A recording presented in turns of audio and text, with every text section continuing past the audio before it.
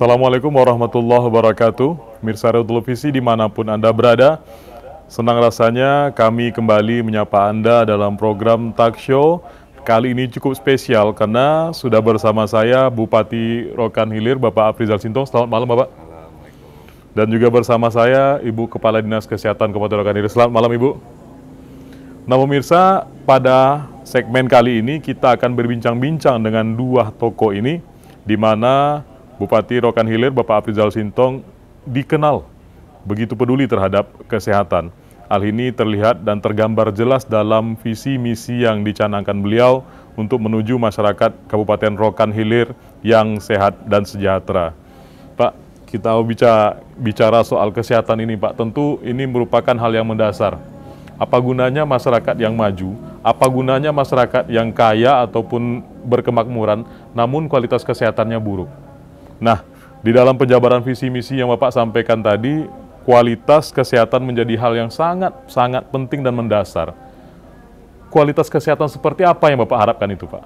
Jadi sekarang begini, kemarin itu kita kekurangan tenaga medis. Oke. Jadi selama ini pemerintah daerah telah menyiapkan untuk anggaran beasiswa ya. Ada beberapa kerjasama kita, termasuk juga ada di UNRI, kedokteran, dan termasuk juga spesialis ada. Dan juga kita kerjasama dengan UNSU, ya kedokteran UNSU yang di Medan. Di Medan itu ada juga sekitar 15 orang untuk tenaga medis yang kita biayai dengan anggaran yang telah kita anggarkan cukup lumayan besar, supaya tenaga nanti kita ada kekurangan tenaga ini sebanyak kita ada 21 puskesmas ya, ada 21 puskesmas ini RSUD 1. Tentunya kita kekurangan tenaga medis kita, makanya kita dengan ini terus memberi beasiswa untuk tenaga, untuk dokter dan untuk spesialis, dan ini sudah kita siapkan. Seberapa penting masyarakat sehat itu sendiri kalau menurut Pak Bupati, Pak? Ya, kalau masyarakat sehat, ya kuncinya kesehatan ya. Kalau dia sehat, kalau dia sakit tentu dia tak bisa bekerja apa. Betul. Tapi dengan kesehatan itu semua tentu bisa dikerjakan. Dan tinggal kami selaku pemerintah daerah tentunya bagaimana masyarakat itu berobat senang, berobat umpamanya ke puskesmas terdekat lah. Makanya kita siapkan, kita cuma di 18 kecamatan, tapi puskesmas ada 21 ya. 21. Nah, ada jarak tempuhnya agak jauh sedikit kan, maka kita buat satu kecamatan itu ada 2 puskesmas, dan termasuk juga RSUD sini. Dan juga kami sekarang ini akan melengkapkan peralatan medisnya yang apa yang diperlukan. Juga banyak kita masukkan itu, ada juga untuk spesialis, dokter spesialis yang ortopedi kurang, ini kurang, itu sudah kita lengkapkan. Pak Bupati, kalau kita bicara secara geografis, Kabupaten Rokan Hilir ini kan cukup luas, Pak. Kemudian masyarakatnya itu bermukim di kawasan-kawasan yang berbeda-beda. Ada yang di pesisir, ada yang di wilayah perkotaan, dan lain sebagainya. Ini kan tugas yang cukup berat sebenarnya.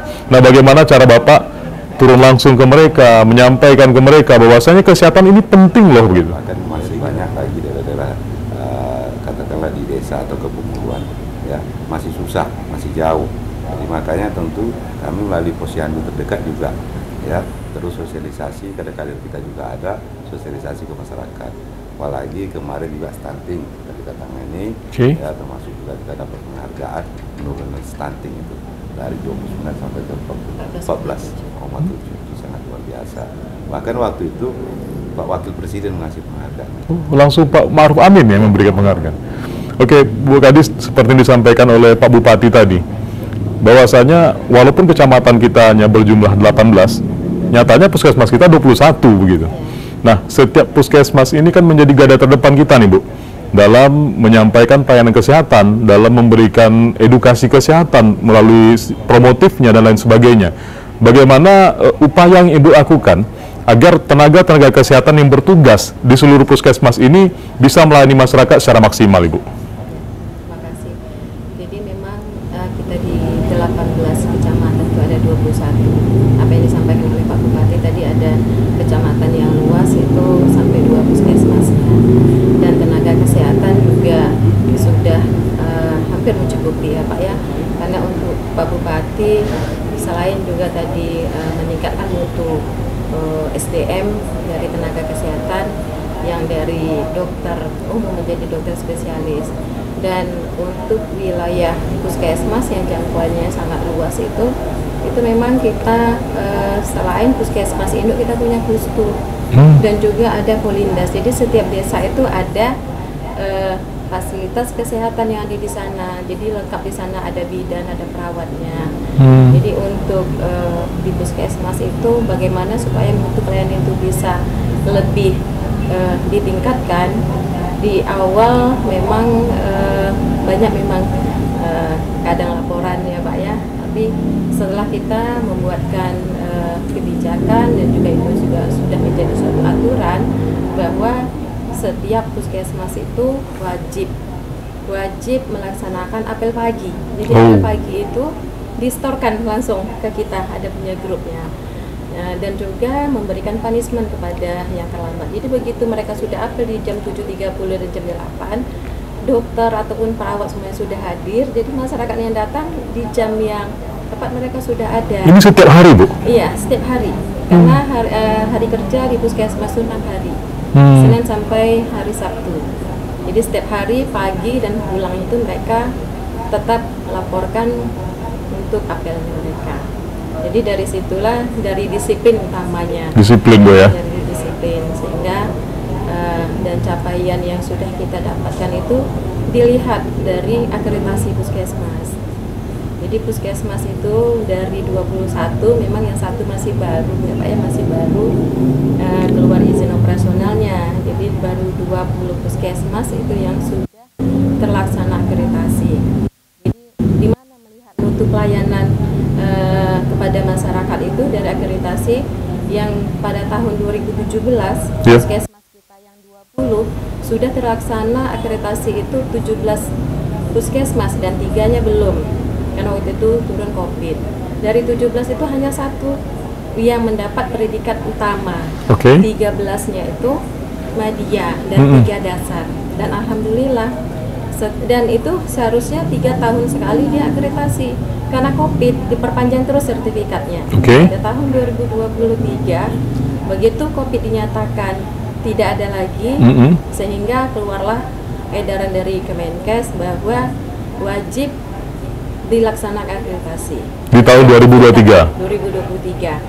Sertifikatnya dinyatakan habis pada 31 Desember. Kalau sertifikatnya sudah tidak berlaku, tidak bisa pelaksanaan kerjasama dengan BPJS. Sehingga alhamdulillah dengan dukungan oleh Pak Bupati, walaupun tidak ada dana dari pusat, jadi Pak di anggaran APBD perubahan kemarin dianggarkan untuk tim-tim kita pendampingan ke puskesmas. Dan juga pelaksanaan itu dilaksanakan oleh dana BLUD Puskesmas. Dari 17 yang akreditasi di Reakre itu dan 3-nya untuk akreditasi. Alhamdulillah 20-nya selesai. 20 puskesmas kita ya. 7 puskesmas kita paripurna. Oh, puncak tertinggi itu, Bu? Iya. Paripurna udah nggak ada lagi itu. Alhamdulillah. Dari yang sebelumnya belum ada paripurna, kami telah mencapai paripurna itu 7 dengan 13 yang utama dan 3-nya media. Artinya sekarang seluruh puskesmas di Kabupaten Rokan Hilir itu paling rendah itu media. Paling rendah media. Itu hanya 3 puskesmas lagi. Iya. Yang 3 puskesmas itu akreditasi, tapi yang 3 akreditasi yang ketinggalan itu 1 dapat utama, 2 media. Pak Bupati, seperti disampaikan oleh Bu Kadis tadi, Pak Bupati, bahwasanya ada upaya-upaya yang dilakukan oleh para petugas-petugas ini. Mereka bersemangat, Pak.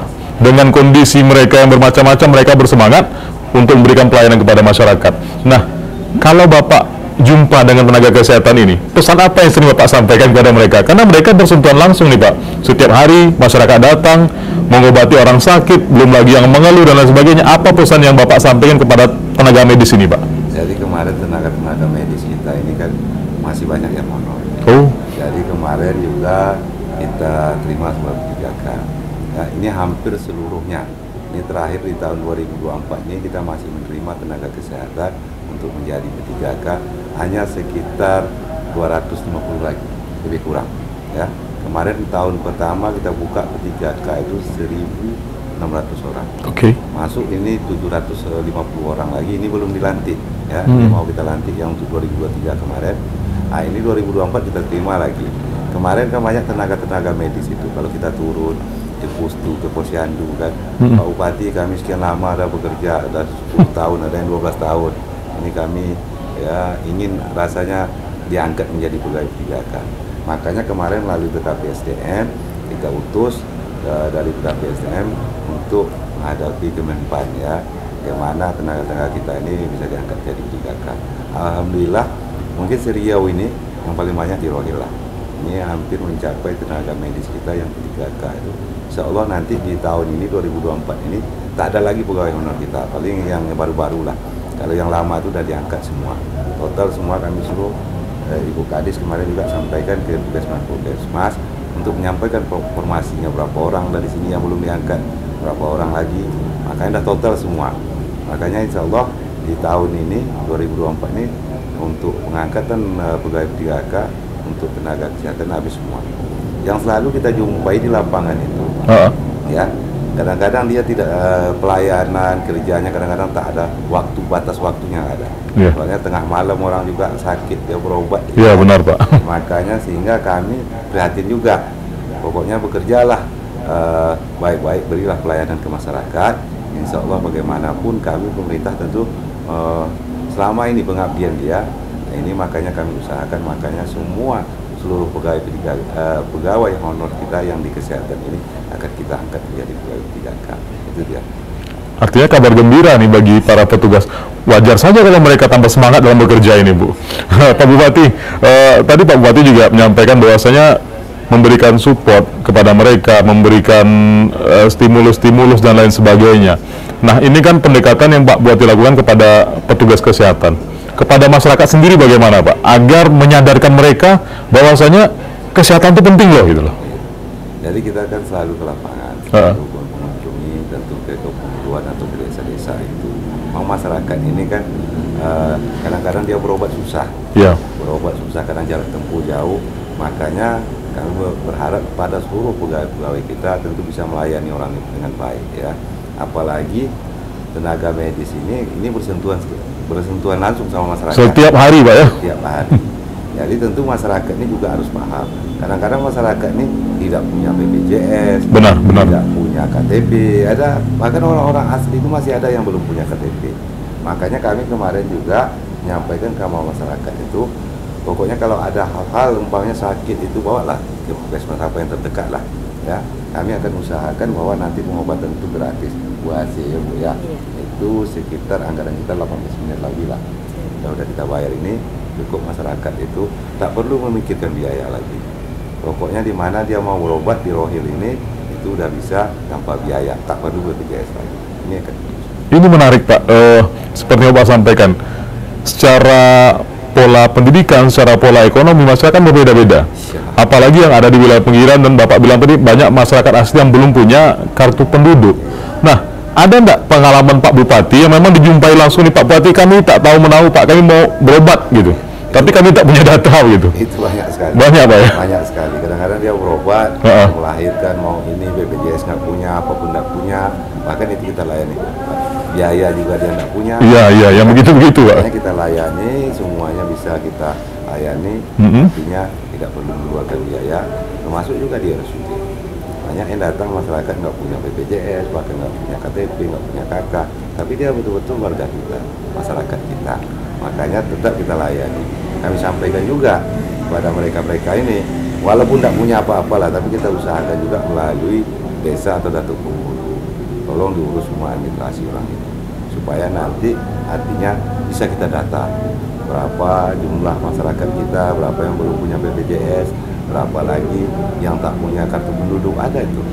Kadang-kadang malas dia seakan-akan dia tinggal di kampung saja kan. Rasanya KTP KK ini apabila dia mau ada sesuatu baru diurus begitu ya. Kalau kita lihat secara garis besar kan bangunan-bangunan puskesmas yang ada di Kabupaten Rokan Hilir ini kan sudah bagus secara keseluruhan, Pak. Luar biasa, Pak. Fasilitasnya pun sudah luar biasa bagusnya. Namun seperti yang dibilang Bu Kadis tadi, walaupun kita sudah ada 7 Bu, ya, yang paripurna Bu ya, 7 yang paripurna, tapi kan ini tidak menjadi batas kita untuk memberikan pelayanan maksimal, Pak. Kita maunya kalau ada di atas paripurna kita layani lagi di atas itu, begitu kan. Nah, mungkin dari Pak Bupati ada dalam pola penganggaran ketika Bapak menyiapkan anggaran-anggaran kesehatan bagi masyarakat, seperti apa yang Bapak impikan itu? Masyarakat Rohil itu yang sehat sebagaimana yang Bapak harapkan itu, Pak? Jadi kan kita berharap masyarakat ini berobat tidak susah. Ya. Tidak susah di mana-mana dia bisa berobat dan tanpa biaya dia juga bisa berobat. Okay. Jadi sebelum mungkin juga kita masyarakat ini kita usahakan juga jangan udah parah sakitnya baru dia datang. Iya benar. Maka sebelum sakit ada terasa apa-apa, makanya kunjungilah puskesmas terdekat. Yeah. Maka layani mereka ini kami sampaikan supaya kalau sehat penduduk kita ini masyarakat kita tentu dia bisa bekerja. Kalau dia sakit makin susah kita lagi. Itu dia. Maka kita usahakan bagaimana juga masyarakat kita ini berobat itu gampang dan cukup dilayani dengan baik dan tidak perlu artinya memikirkan biaya. Ini akan berusaha.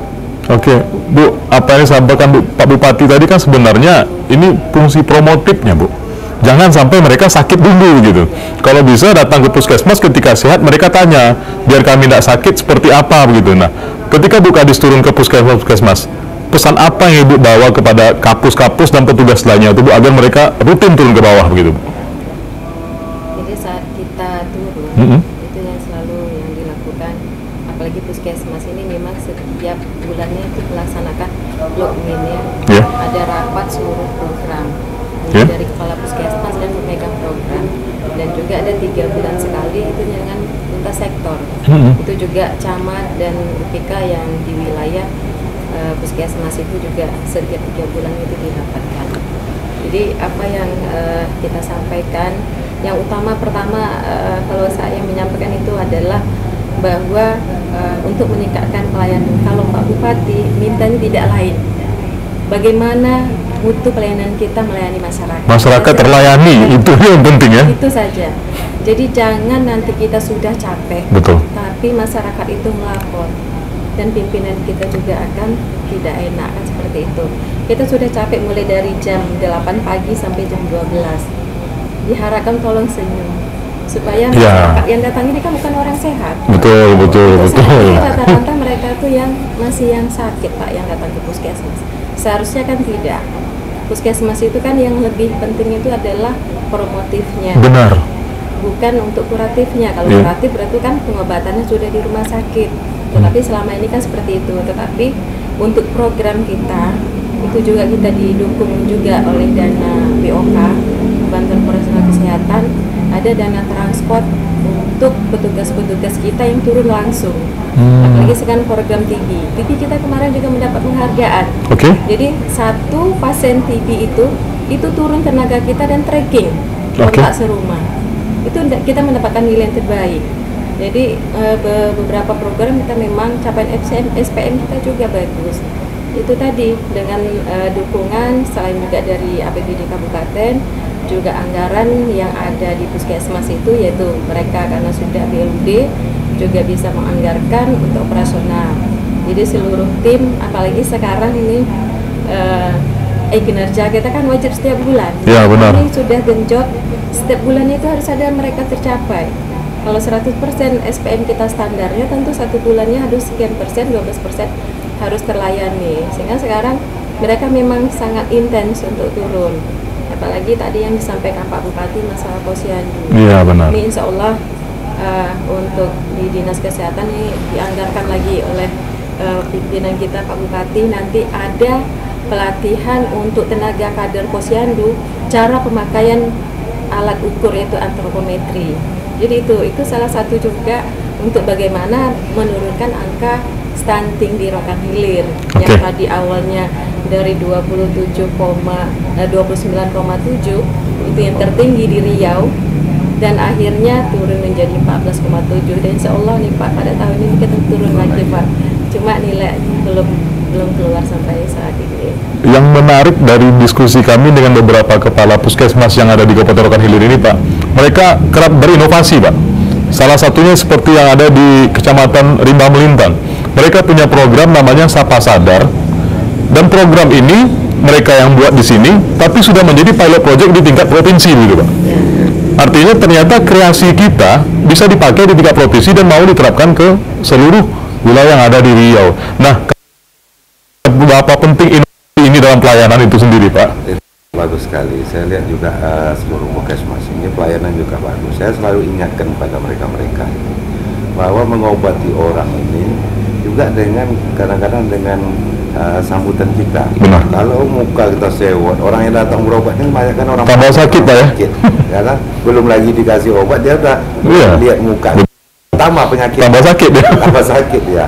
Makanya kami arahkan itu seluruh pegawai-pegawai medis kita itu untuk pelayanan ini ya, tentu senyum ramah kita sama pasien-pasien kita ya, supaya sedikit bisa mengobati mungkin dari penyakit mereka itu.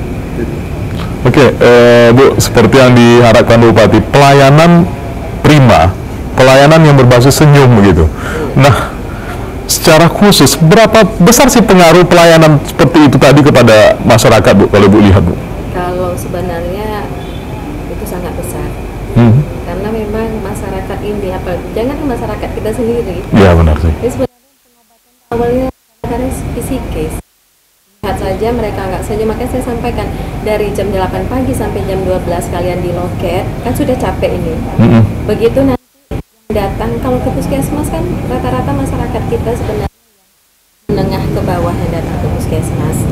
Kadang-kadang dia begitu sudah sakit kepala mau ke puskesmas menunggu cucu dengan sepeda motornya, akhirnya datangnya sudah jam 12 sampai.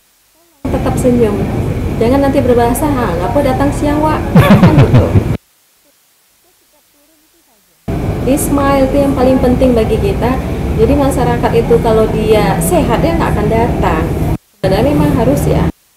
Begitu dia sakit dengan senyuman kita, sapa dengan baik, itu lebih sudah membuat dia lebih sehat.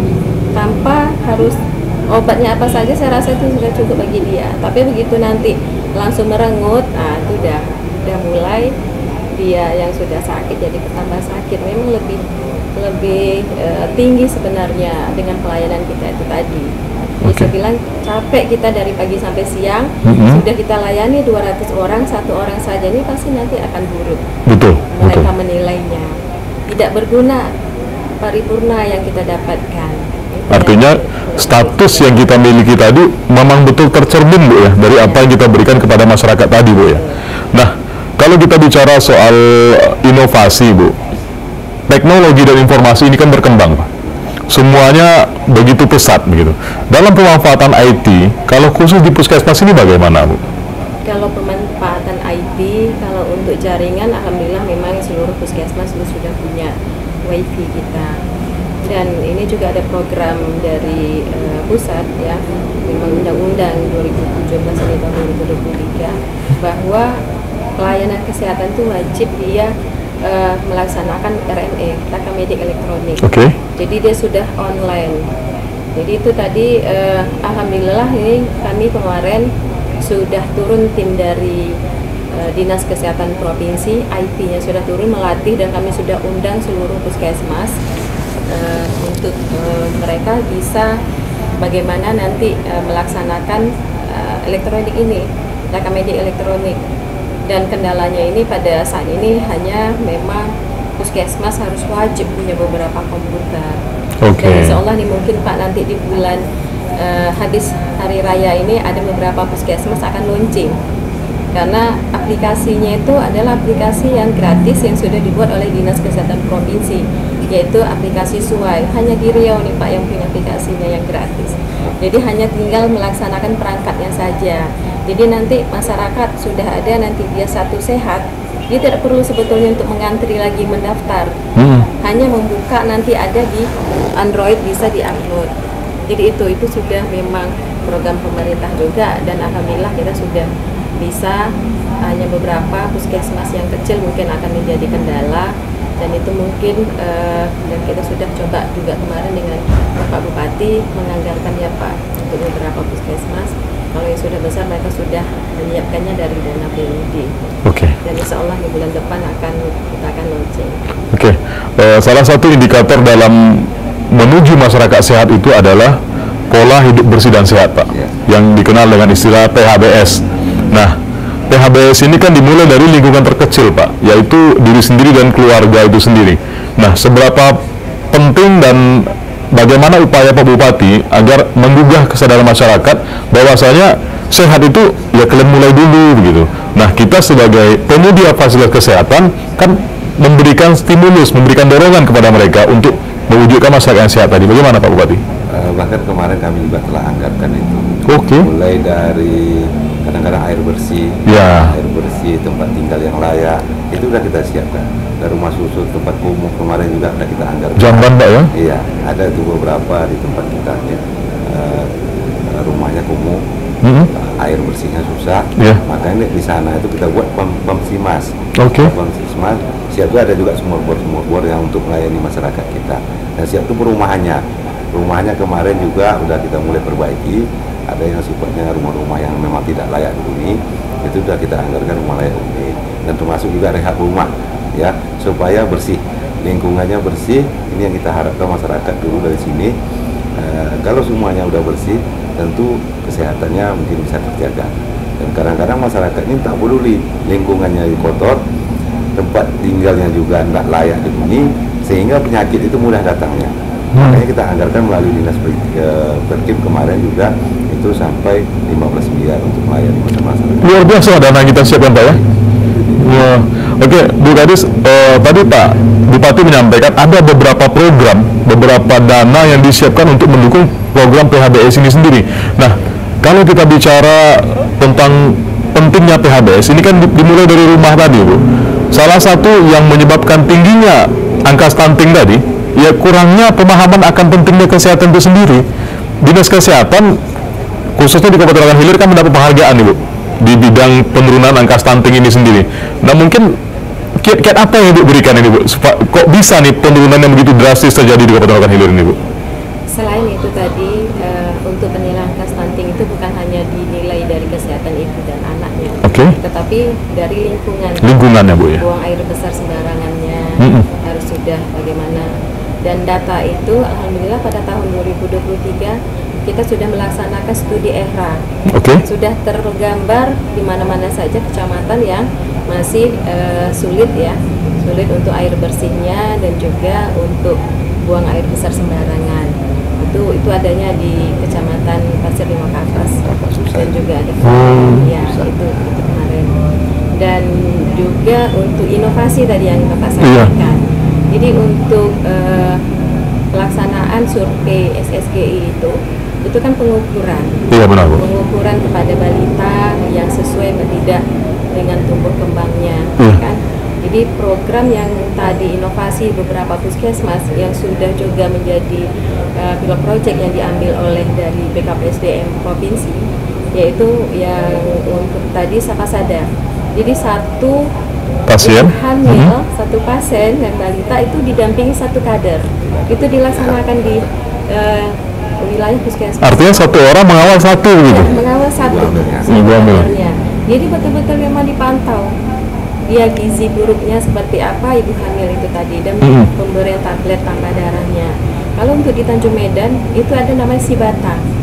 Jadi itu ada USG mobile. Jadi petugas kita turun di mana ada ibu hamil, USG-nya dibawa dan dilaksanakan di sana pemeriksaannya. Artinya kita jemput bola nih, Bu? Ya, jemput bola. Luar biasa. Itu yang menjadi langsung diambil oleh provinsi. Dan mereka juga turun sampai ke lapangan melihat apakah benar pelaksanaan ini. Alhamdulillah. Jadi saat itu bukan hanya ini ya, dan pelaksanaan aksi bergizi di sekolah-sekolah setiap minggunya itu pemberian tablet tambah darah kepada remaja putri, karena dinilai untuk menimbulkan anak stunting itu dari Sebelum menikah Boleh memang. sebelum menikah. Benar luar biasa ya, benar. Sampai nanti anak itu remaja itu sampai nanti hamil. Iya. Itu. Dan program kita dari pusat ini seluruh puskesmas nih alhamdulillah kita punya USG. Jadi setiap ibu hamil wajib 6 kali itu pemeriksaannya, ANC-nya. 2 kali untuk dokter, yang 4 kalinya ke bidan. Dan alhamdulillah nih terlaksana. Itulah capaian, dan juga kita kawal waktu itu bagi anak-anak yang stunting ini, dan juga mendapatkan bantuan juga dari PHR kita kan Pak, ada dibantu alat antropometri dan juga pemberian makanan tambahan, dan ada juga program dari pusat. Jadi memang betul-betul mana anak-anak yang nampak dia kurang gizi disupport, ada bantuan susunya, ada makanan. Ini sudah berjalan semuanya, Bu. Luar biasa. Bahkan didampingi apa lagi? Sebelum menikah tuh udah didampingi keluarga. Oh, dari ada pranikahnya di sini diberikan pemahaman begitu, Pak ya. Oke, seperti yang disampaikan Bu Kadis tadi, Pak Bupati, banyak program-program, banyak capaian-capaian yang alhamdulillah sudah terlaksana di Kabupaten Rokan Hilir. Nah, di segmen terakhir ini, apa pesan Pak Bupati kepada masyarakat agar bergandengan tangan dengan pemerintah ini menuju Kabupaten Rokan Hilir yang sehat, yang Bapak impikan dalam visi misi Bapak tadi, Pak? Saya selalu mengingatkan masyarakat, makanya hidup bersih, kawasan bersih, semua harus bersih. Dan siap itu kami ingat juga sama pegawai-pegawai kami, pegawai kesehatan kami. Karena yang berobat ke puskesmas itu rata-rata masyarakat biasa. Kalau orang-orang kaya kadang-kadang dia berobat ke Melaka, pergi berobat keluar. Benar-benar. Makanya ini yang perlu, artinya pelayanan kita lebih maksimal lagi, supaya masyarakat ini kita beri pemahaman, mulai dari tempat tinggalnya, semuanya. Nah, ini perlu kita pantau terus. Maka sehingga seluruh pegawai-pegawai kita itu, termasuk juga pendampingan tadi di ibu hamil itu mendampingi 1 kader, sudah kita siapkan dari sekarang, dari dulu bahkan ya, sehingga untuk menurunkan stunting itu, bahkan makanan tambahan telur kemarin juga kami bagi-bagikan, ya, supaya artinya kita sudah siap dulu sebelum ibu hamil itu kita sudah siap-siap semua.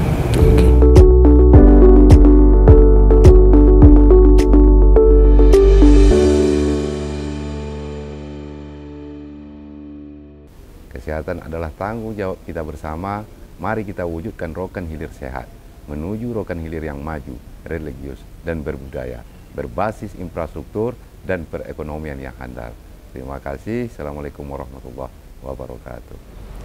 Kami selalu berusaha meningkatkan mutu dan layanan kesehatan yang berkualitas kepada masyarakat Rokan Hilir dengan meningkatkan kualitas pelayanan kesehatan dan meningkatkan kompetensi sumber daya manusia pelaksanaan bidang kesehatan yang profesional.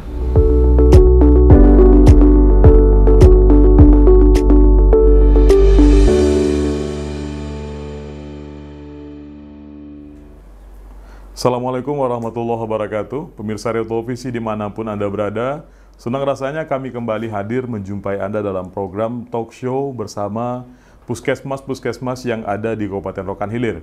Nah, kali ini kami berkunjung ke Puskesmas Balai Jaya, Kabupaten Rokan Hilir. Kesan pertama ketika kami sampai ke sini adalah alamnya yang asri dan lingkungannya yang nyaman begitu. Nah, nanti kita akan berbincang-bincang dan akan bertanya-tanya terkait tata kelola pelayanan yang ada di Puskesmas Balai Jaya ini. Bersama saya saat ini sudah ada Kepala Puskesmas Balai Jaya, Bu Dr. Mina. Selamat pagi, Bu. Dan juga ada petugas kesehatan yang bertugas di Puskesmas Balai Jaya ini adalah Dr. Raja. Selamat pagi, Bapak. Selamat pagi, Pak. Nah, kita mengetahui bahwasanya Bupati Rokan Hilir itu begitu konsen di dalam peningkatan kualitas kesehatan masyarakat. Hal ini juga tercermin dalam visi misi beliau. Beliau banyak mengeluarkan kebijakan-kebijakan yang memang bersentuhan langsung dengan masyarakat, khususnya di bidang kesehatan. Bahkan beliau bilang, masyarakat yang sejahtera itu hanya bisa tercipta karena masyarakatnya sehat dulu. Apa gunanya kita banyak duit tapi kita tidak sehat? Apa gunanya kita makmur tapi kita tidak sehat begitu? Jadi beliau sangat menekankan peran kesehatan ini sendiri. Nah, sebagai garda terdepan, Bu, Ibu adalah perpanjang tanganan pemerintah yang mewakili pemerintah di puskesmas ini menjadi garda terdepan dalam pelayanan kesehatan kepada masyarakat. Upaya-upaya apa saja yang kita lakukan, Bu? untuk menciptakan masyarakat Kabupaten Rokan Hilir yang sehat tadi, khususnya di wilayah kerja Ibu gitu?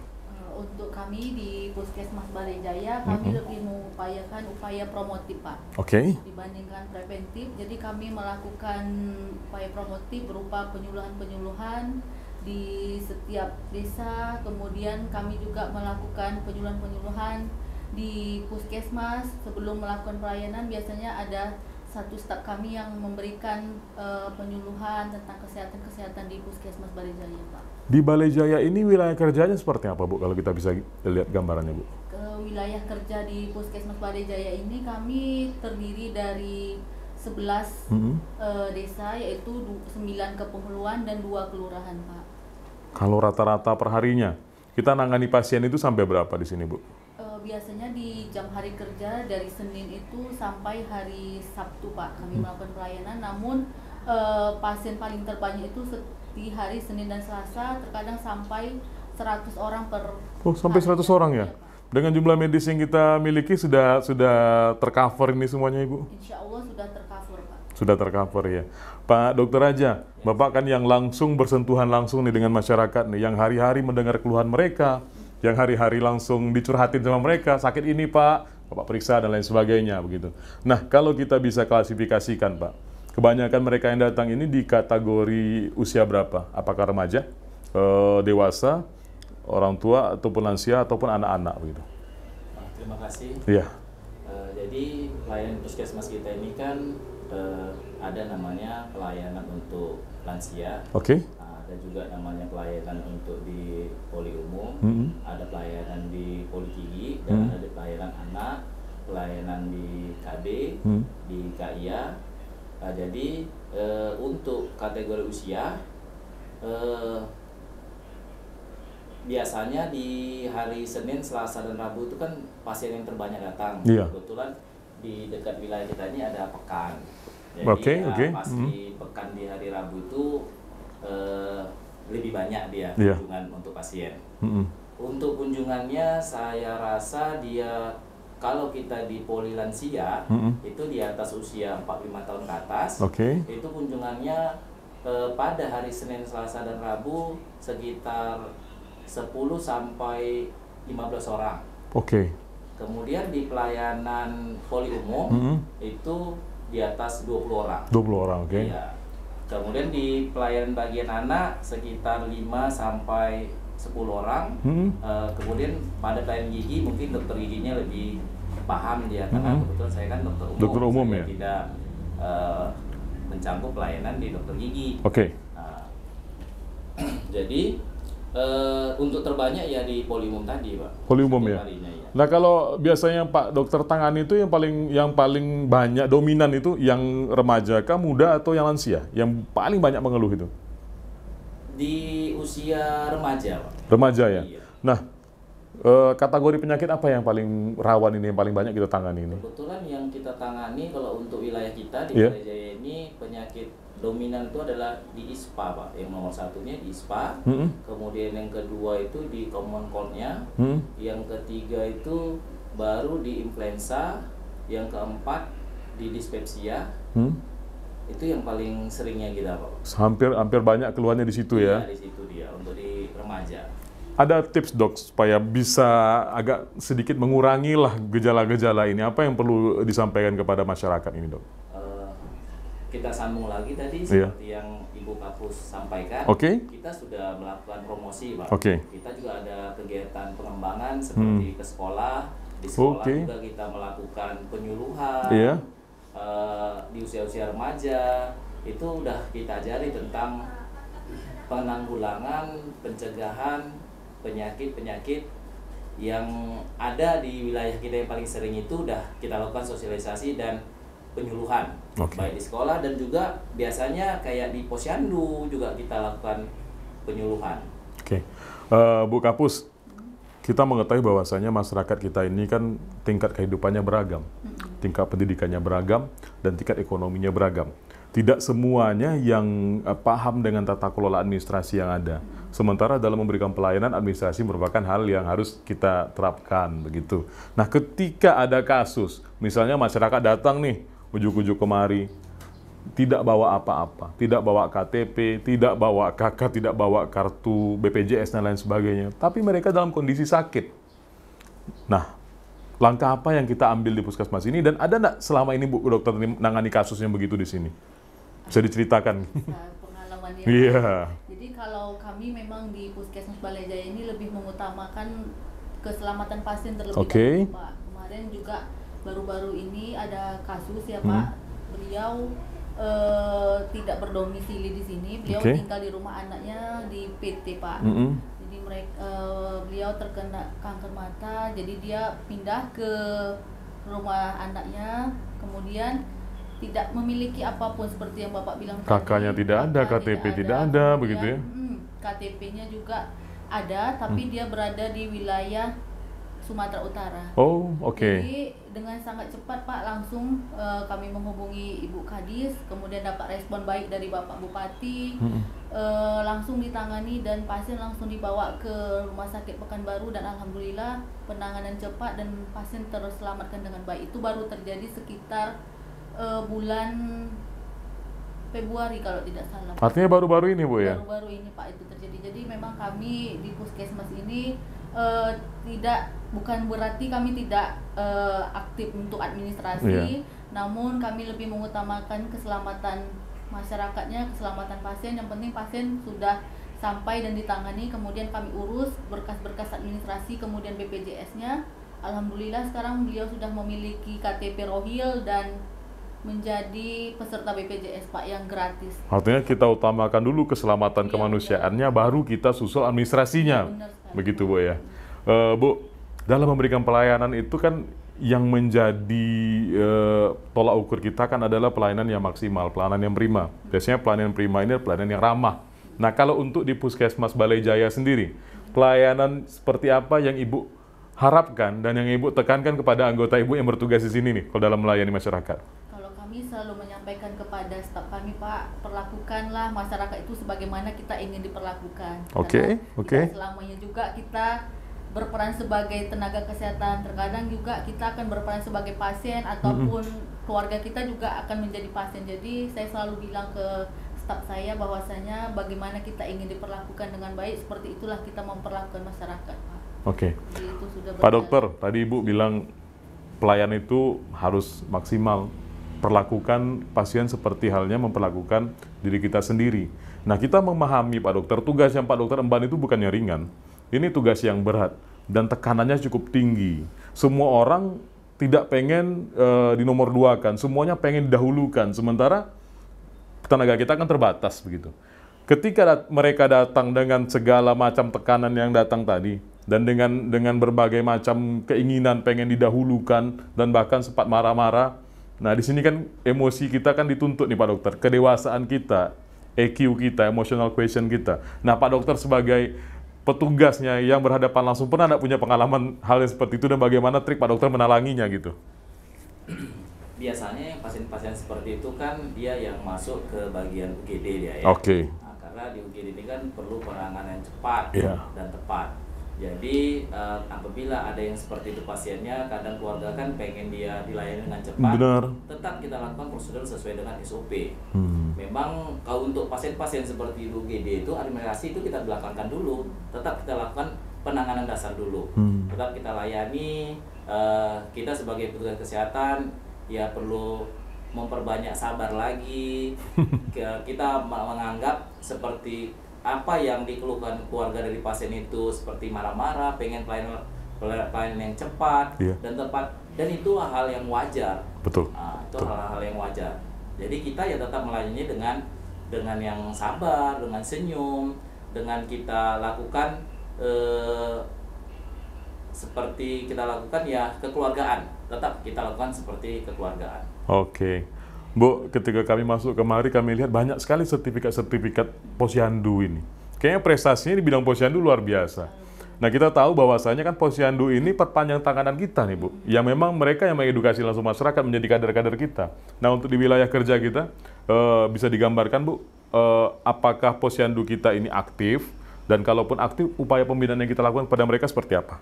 Jadi kebetulan Pak, puskesmas kami ini 2 kali Pak mendapat juara memang di bidang posyandu seperti yang Bapak bilang tadi. Ya, ini banyak sekali ya, begitu. Untuk tahun 2019 kami juara 1 tingkat kabupaten. Kemudian tahun 2022 kembali lagi kami juara 1 di tingkat kabupaten, Pak. Kemudian untuk prestasi selanjutnya kami Puskesmas Balai Jaya juga pernah mendapat juara 1 tingkat nasional untuk toga, Pak. Jadi dapat langsung penghargaan dari Bapak Presiden kalau tidak salah, Pak. Luar biasa. Ya. Toga itu apa sih, Bu? Kalau bisa kita jelaskan ya. Jadi toga itu Taman Obat Keluarga. Jadi kan ada memang program dari kesehatan bahwasanya itu lebih mengutamakan obat-obat alami ya, Pak. Obat herbal begitu ya. Oke. Yang bisa ditanam langsung oleh masyarakat. Jadi misalnya ketika anaknya demam atau ketika anaknya GE atau mencret, dia bisa langsung mengambil obat itu dari halaman rumahnya. Jadi kami selalu mengedukasi ke masyarakat kalau bisa tidak dengan obat yang kimia, kita bisa juga obati dengan obat-obat yang alami yang bisa kita ambil di lingkungan sekitar kita, Pak. Oke, Pak Dokter kan ketika berhadapan dengan pasien kan memberikan resep obat tuh. Ada nggak Pak Dokter sarankan, Bu, kalau bisa yang obat-obat begini dikurangi, terus nanti tanam ini, tanam itu, begitu? Atau bagaimana Pak Dokter? Ya. Untuk seperti pasien-pasien terkhusus yang di polilansia seperti diabetes mellitus dan hipertensi, itu malah kita anjurkan ke obat toga dibandingkan obat untuk yang kimia, betul ya. Karena kita kan setiap kita ada juga kegiatan kita di lapangan itu pos lansia. Oke. Ya. Jadi di pos lansia itu salah satu untuk mengurangi penyakit hipertensi dan diabetes mellitus yang paling tinggi yang kita temukan di lapangan di wilayah kerja Puskesmas Balai Jaya, kita juga melakukan senam untuk lansia, salah satu untuk pencegahannya. Oke. Tadi kita mengatakan bahwasanya di sini ini yang paling ditekankan itu kan upaya promotifnya, Bu. Kalau bisa kita cegah dulu begitu penyakit itu tadi. Nah, ini kan membutuhkan tindakan yang lebih maksimal karena kita harus turun langsung ke lapangan. Nah, ketika diterapkan itu otomatis tenaga-tenaga kita ini kan akan berkeliling. Nah, di sini puskesmas kelilingnya seperti apa, Bu? Dan kalaupun ada puskesmas keliling yang berkeliling ke wilayah-wilayah yang turun langsung ke masyarakat itu, nah, apa saja yang fasilitas yang kita bawa ke sana, Bu? Apakah USG keliling juga ada atau lain sebagainya atau bagaimana? Kalau untuk kegiatan keliling itu kami ada program namanya Pak, program UKM. Jadi kegiatannya itu benar yang dibilang Dokter Ajal tadi, ada yang di sekolah, kemudian ada yang di posyandu, kemudian ada di pustu atau polindes. Jadi ada pemegang-pemegang program itu turun untuk melakukan pemeriksaan rutin seperti pemeriksaan lansia itu kayak cek tekanan darah, kemudian cek gula darah, kolesterol, dan asam urat itu kami lakukan setiap 1 bulan sekali, Pak. Oh, itu rutin kita lakukan, Bu, ya? Oke, Bu. Ada satu permasalahan yang ini sudah menjadi isu nasional, yaitu masalah tumbuh kembang anak ataupun stunting. Kita memasuki era Indonesia Emas di tahun 2045. 2045 ini kan generasi sekarang ini yang diharapkan bisa menjadi bonus demografi yang nanti akan berperan dalam kemajuan Indonesia ke depannya. Apa jadinya andaikan generasi sekarang ini tumbuh kembangnya terganggu? Sehingga pemerintah dari sekarang ini sudah mulai memperhatikan perkara stunting ini agar bisa ditekan. Nah, kalau untuk di wilayah kerja kita sendiri, Bu, upaya kita dalam penanganan kasus stunting ini seperti apa dan progres penurunannya bagaimana? Karena kita tahu Bu Kadis kemarin ngomong bahwasanya Kabupaten Rokan Hilir mendapat penghargaan dalam penanganan stunting di tingkat provinsi nasional ya, bahkan provinsi.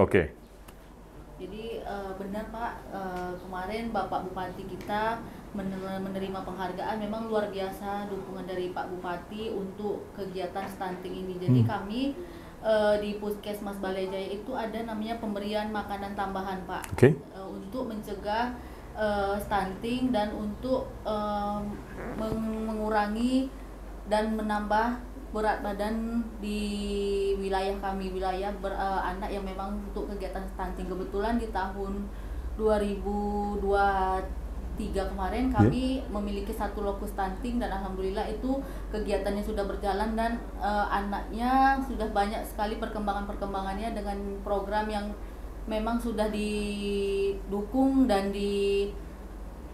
didukung oleh Bapak Bupati, pemerintah Kabupaten Rokan Hilir, itu berupa pemberian makanan tambahan setiap harinya, Pak. Selama 60 hari. Jadi itu rutin setiap hari. Kader mengantarkan makan dari pagi, siang, dan malam. Ya, 3 kali sehari untuk selama 2 bulan atau 60 hari. Jadi memang nampak sekali perubahannya, Bu, ya? Sangat signifikan sekali, berat badannya naik, kemudian anaknya juga semakin lebih aktif. Tumbuh kembangnya pun membaik, begitu ya? Pak Dokter, seperti yang Ibu bilang tadi, ada upaya-upaya dalam perbaikan gizi.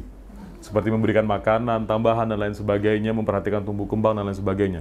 Kalau kita bicara soal medis, seberapa penting masalah gizi ini, pemerhatian gizi ini terhadap tumbuh kembang anak? Apakah stunting ini harus dicegah ketika hamil atau sebelum kehamilan, Pak? Kalau kita bahas secara medis. Jadi kalau kita cerita semedis, stunting ini mulai dari kehamilan awal sudah harus dilakukan. Lakukan pencegahan. Jadi ada namanya masa 1000 hari ya, masanya itu. Jadi itulah makanya perlunya itu dilakukan pemeriksaan kehamilan. Ada namanya pemeriksaan kehamilan untuk trimester 1, trimester 2, trimester 3. Nanti dari pemeriksaan daripada kehamilan tadi, kebetulan kita kan di sini ada USG, Pak. Ada USG. Jadi nanti kalau dilakukan pemeriksaan, kita bisa mengetahui tumbuh kembang anaknya di dalam kehamilannya, dan nanti setelah kehamilannya juga kan kita di sini juga ada kegiatan-kegiatan kita seperti posyandu untuk melihat tumbuh kembang anak mulai usia 1 sampai 5 tahun. Apabila ada kendala terganggu daripada tumbuh kembang anak, jadi kita bisa menanganinya lebih cepat untuk penanganannya. Kalau sebelum menikah itu calon pengantin itu ada nggak kita edukasi untuk ini, Pak Dokter? Ya, untuk calon catin itu sebelum kita lakukan surat kesehatan itu kita keluarkan, dia pertama itu adalah kita lakukan edukasi tentang apa-apa saja tentang untuk persiapan dini untuk melahirkan, seperti nanti dia untuk kehamilannya, itu sudah kita lakukan edukasi. Bu Kapus, yang terakhir, setiap puskesmas itu kan sudah diakreditasi. Hampir di 20 puskesmas ini, kata informasi kami terima dari Dinas Kesehatan, sudah terakreditasi semua. Nah, di wilayah kerja kita, di Puskesmas Balai Jaya ini, sudah akreditasi kita sudah apa, Bu? Kami alhamdulillah, Pak, pada bulan September tahun 2023 kami sudah melaksanakan akreditasi dan terakreditasi paripurna, Pak, untuk Puskesmas Balai Jaya. Paripurna ini kan akreditasi tertinggi, Bu. Iya, benar, Pak. Sudah tidak ada lagi yang di atas itu, begitu. Sudah paripurna itu ya sudah maksimal, sudah sempurna, begitu. Apakah ini menjadi titik kepuasan kita dalam memberikan pelayanan, atau ini justru menjadi titik awal kita untuk tetap memaksimalkan pelayanan, Bu Kapus? Ini akan menjadi titik awal kami untuk memaksimalkan kembali pelayanan. Kami juga melakukan hal-hal yang lebih inovatif lagi, Pak. Bagaimana bisa memberikan pelayanan ke masyarakat yang lebih baik lagi, lebih maksimal lagi, dan masyarakat itu mengalami kepuasan dalam pelayanan kami, Pak. Terima kasih Bu Kapus sudah berbagi cerita dengan kita. Pak Dokter, terima kasih Pak Dokter. Mudah-mudahan amanah dan tugas yang Pak Dokter emban, Bu Kapus emban, ini bisa menjadi kebaikan untuk kita bersama. Dan pemirsa, diskusi kita pada hari ini kita harapkan bisa memberikan edukasi kepada para pemirsa Rio Televisi dimanapun Anda berada. Atas nama kru yang bertugas, saya Heru Rinaldo, undur diri dari hadapan Anda. Assalamualaikum warahmatullahi wabarakatuh.